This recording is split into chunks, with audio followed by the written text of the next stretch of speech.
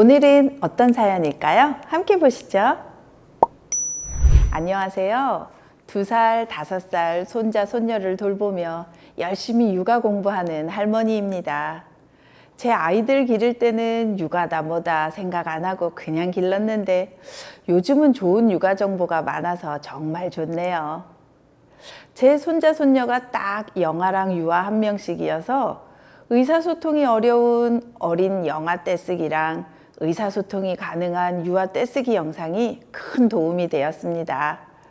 그런데 영아랑 유아, 나이에 따라서 왜 강조점이 달라야 하는지, 왜 똑같이 하면 안 되는지 궁금하네요. 이순영 소장의 톡톡 육아. 육아 혹은 훈육으로 검색하면 연간 검색어로 가장 많이 등장하는 것이 바로 떼쓰기죠. 그만큼 자녀 양육에서 떼쓰는 상황이 어렵다는 반증이겠죠. 그런데 안타깝게도 이 떼쓰기는 단 하나의 비법이 있는 것이 아니라 아이의 원령이나 연령 혹은 기질이나 성향에 따라 또 떼쓰는 내용에 따라 그리고 양육자의 양육 태도나 방식에 따라 강조점이 달라지니 간단한 문제가 아니랍니다.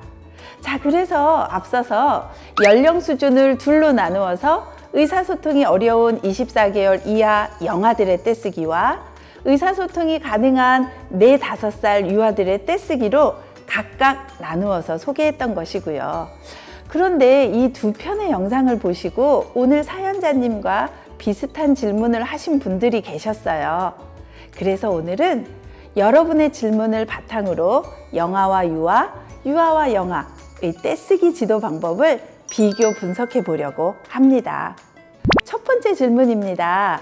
의사소통이 어려운 영아의 떼쓰기는 지극히 자연스러운 발달 모습이니까 받아들여라 라고 했는데 그렇다면 의사소통이 가능한 유아의 떼쓰기는 왜 받아주면 안 되나요? 이런 질문을 하신 분이 계셨어요. 어린 영아들의 떼쓰기와 조금 큰 유아의 떼쓰기 지도에서 중요한 것은요, 이게 의도적인 떼쓰기인가 아닌가에 있습니다. 자, 어린 영아들은요, 아직 자기 생각이나 욕구를 말로 표현하기 어렵기 때문에 말보다는 행동, 몸짓으로 표현하는 거죠. 특히 부모가 자기 요구를 들어주지 않으면 울기, 매달리기, 잡아끌기, 드러눕기와 같이 내가 할 수 있는 최대한의 행동으로 표현하는 거예요. 그런데 어린 영아들은요, 이런 행동이 떼쓰기란 걸 아직은 모릅니다. 그저 내가 말로 표현할 수 없으니까 그러는 거예요. 즉, 의도적인 떼쓰기가 아니라는 겁니다. 하지만 언어 표현이 가능한 유아들의 떼쓰기는 어떤가요? 유아들은요, 떼를 쓸 거야! 작정하고 의도적으로 떼를 쓰는 거예요. 왜냐하면 그동안 내가 떼를 써서 작전이 착착 먹혔거든요. 떼를 쓰는 건 좋은 방법이 아니라는 것도 이들은 알고 있어요. 그렇지만 치밀하게 계산해서 전략적으로 떼를 쓰는 거예요. 그럼 결국 엄마 아빠가 떼 쓰는 걸 멈추는 조건으로 아유 그래 알았어 이번 한 번만이야 딱 한 번만 하면서 받아줄 걸 아는 거죠. 하지만 이런 식으로 받아준다면 유아들의 떼쓰기는 절대 해결할 수 없습니다. 자, 그럼 다시 생각해 보죠. 의사소통이 가능한 유아들의 떼쓰기는 고도의 전략전이다. 그러니까 양육자는 절대적으로 차분함, 단호함으로 대처해야 한다 라고 했는데요. 여기서 또 두 번째 질문하신 분이 계셨어요. 자, 그럼 떼쓰기도 어려서부터 일관되게 지도하는 게 좋지 않을까요? 그럼 영아들의 떼쓰기도 유아들처럼 단호하게 해야 되지 않나요? 이렇게 물어보시는 분이 계셨거든요. 네, 육아, 훈육에 있어서 일관성 정말 중요한 원리죠. 그런데요, 떼쓰는 상황에서 이 일관성이라는 게 영아나 유아, 나이에 상관없이 똑같이 해라 이런 일관성이 아닙니다. 떼쓰는 상황이 어떤 상황이든지 부모의 대처 방법은 한결같아야 한다. 그런 일관성이랍니다.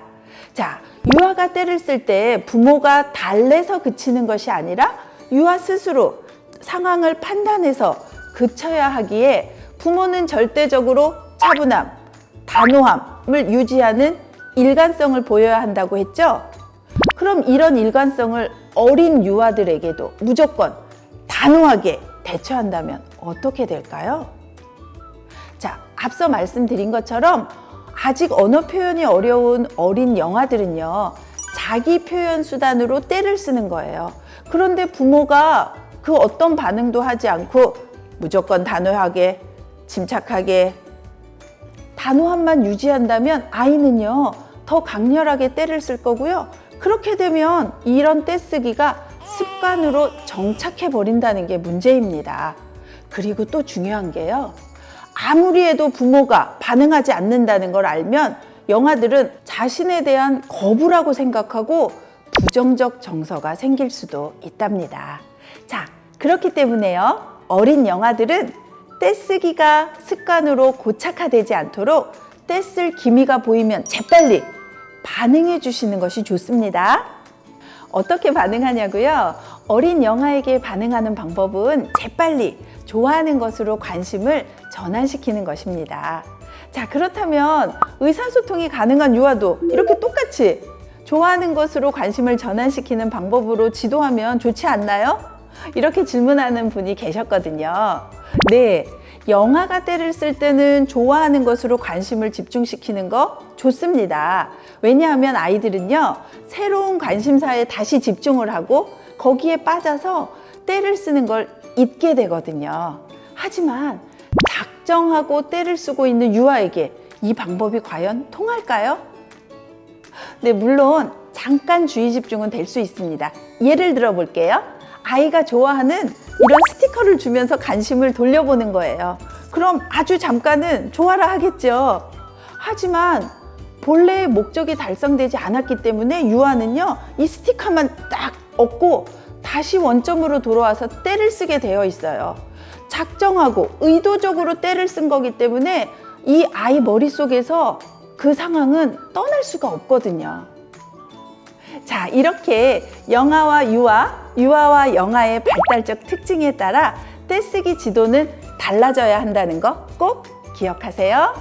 자, 그런 의미에서 의사소통이 어려운 24개월 이하 어린 영아의 떼쓰기와 의사소통이 가능한 4, 5살 유아의 떼쓰기 영상을 다시 한번 시청해 보셔도 좋을 듯 합니다. 귀에 쏙쏙, 머리에 콕콕, 이순영 소장의 톡톡 육아. 구독, 좋아요, 알림 설정 잊지 말고 꾹꾹꾹.